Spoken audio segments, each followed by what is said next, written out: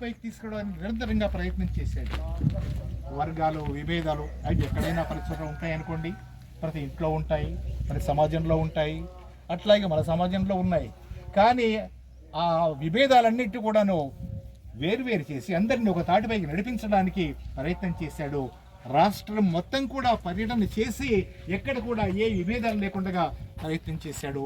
అందరినీ ఒక చోటుకి చేర్చాడు. దాని ఫలితంగానే తెలంగాణ రాష్ట్రం రావాలంటే రాలేరు. ఆయన ఒక వ్యక్తి కాదు, శక్తి. నిరంతర శ్రామికుడు. ఉన్నోనికి ఉన్నోడు, లేనోనికి లేనోడు, మంచోనికి మంచోడు, చెడ్డోనికి చెడ్డోడు, అంతనివాడు. గతంలో నేను మా మిత్రుడు కొంగర వెంకటేష్ గారు సార్తో దాదాపు ఒక 13 రోజులు 9 రోజులు సార్ వెంబడి ఉన్నాము. 3 సంవత్సరాల కింద 33 జిల్లాలు, 28 జిల్లాలు, సిరిసిల్ల ఇంకొకటి పొరుల తప్ప అన్ని తాలూకాలు తిరిగాను. నేను నా అనుభవంలో 38 సంవత్సరంలో నా యొక్క వయసు, నేను కుల సంఘాల రూమల రామచంద్ర శర్మ, బాల సార్, వాళ్ళ జన్ను సార్ కూడా మేము ఉన్నాము.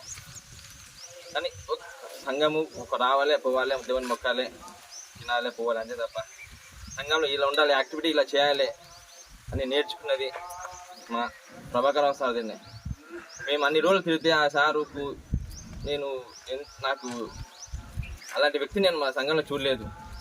ఒక ఐఏఎస్ కానీ, ఒక ఐపీఎస్ కానీ, ఒక జిల్లాలో ఉండే ఒక సెకండ్ కేటగిరీ వ్యక్తులు కానీ, ఒక అడ్మిన్ వ్యక్తులు కానీ, ఒక సూపరింటెండెంట్లు కానీ, పోలీస్ అధికారులు కానీ, 1, 2, 3, 4 ఎన్నో వ్యక్తులు ప్రతి తాలూకాల ప్రతి జిల్లాలో ఆయన పరిచయం లేని వ్యక్తులు లేరు.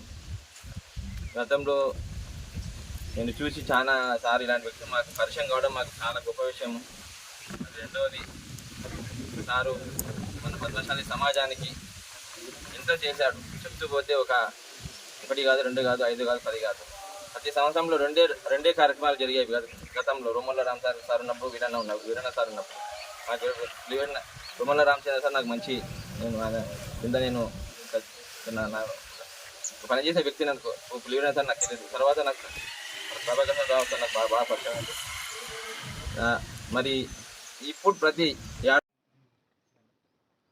పద్మశాలి సంఘానికి ఇతోధికంగా సేవలు అందించి పద్మశాలి సంఘానికి ఒక గుర్తింపు తెచ్చి రాష్ట్ర స్థాయిలోనే తనకు ఒక ప్రత్యేకతను చాటుకున్నటువంటి వ్యక్తి మత్సా ప్రభాకర్ రావు గారు లేరని చెప్పుకోవడం చాలా విచారకరంగా ఉంది. సమాజాన్ని ఉద్ధరించాలని అడుగడుగునా తపన పడుతూ నిరంతరంగా ప్రయత్నం చేసి ఆ ప్రయత్నంలోనే అలసిపోయి శాశ్వతంగా విశ్రాంతి తీసుకున్నారు. ఇంకా చేయాల్సినటువంటి పనులు చాలా ఉన్నాయి. ఈ పనులన్నీ కూడా నేను కొనసాగించాలి కదా అనే ఆలోచన వారికి వచ్చిందో రాలేదో తెలియదు. కానీ మొత్తం పైన భగవంతునికి కన్ను కుట్టినట్లుగా ఉన్నది. అందుకే అల్పాయుష్కుడైనటువంటి కేవలము 60 సంవత్సరాల వయసులో, 42 సంవత్సరాలు అనుకుంటారు, 62 సంవత్సరాల వయసులోనే తన దగ్గరికి పిలిపించుకున్నాడు భగవంతుడు. ఆయన లేనటువంటి లోటు అది పూరించడం ఎవరికి సాధ్యం కాదు. ఎందుకంటే నిరంతరంగా ప్రయత్నం చేసే తపన, ఎప్పుడు సమయం దొరికినా సమాజం కొరకు పాటుపడాలనే ఆలోచన, ప్రయత్నం చేస్తే ఏదైనా ఫలిస్తుందనే పట్టుదల, ఇవి ఆయనకు వెన్నతో పెట్టినటువంటి విద్య.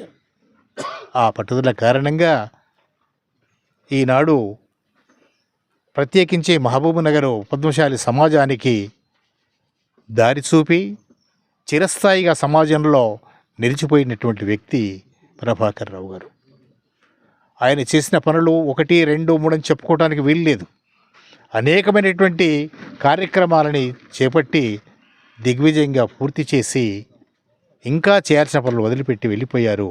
అందుకు సమాజం అంతా కూడాను కన్నీరు కారుస్తూ ఉంది. భగవంతుడు ఎందుకు ఈ విధంగా చేశాడా అని. అయితే ఈ సందర్భంలో మనం ఏం చేయలేం, కానీ వారి ఆత్మకు శాంతి చేకూర్చాలి అని కోరుకుంటూ వారికి నివాళులు అర్పిస్తున్నాము మా పద్మశాలి సంఘం తరఫున. నమస్సులు.